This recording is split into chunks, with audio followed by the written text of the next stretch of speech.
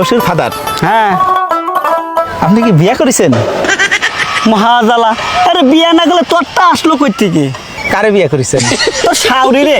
তো ঘরে ঘরে আত্মীয় হয়ে গেল না, বাইরে বিয়ে করলে তো একটা নতুন আত্মীয় বাড়তো।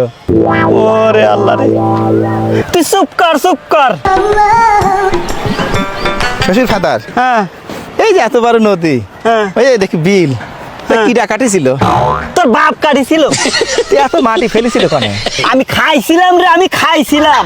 দাঁতে কিস কিস করে নাই বালু মাটি? ওরে আল্লাহ রে, তোর বাইরে আমি দাঁত ভাঙে দিব কই দিলাম। হ্যাঁ দাঁত ভাঙে ফেলালে আমি শ্বশুর বাড়ি যাই, এই গোস্ত চাবে খাবো কিরাম করি? ওরে আল্লাহ।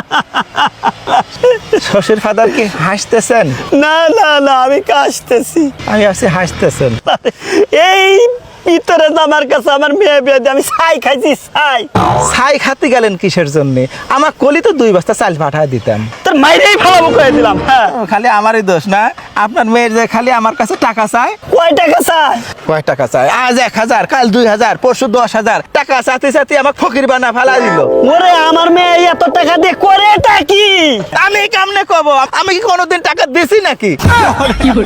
শালাই তোরে জামাইরে যে কি করি আমি। হ্যাঁ?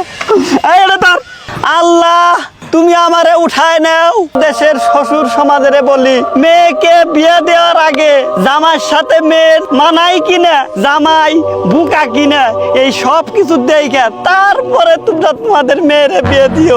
শ্বশুর ফাদার কি যাত্রা করতেছেন?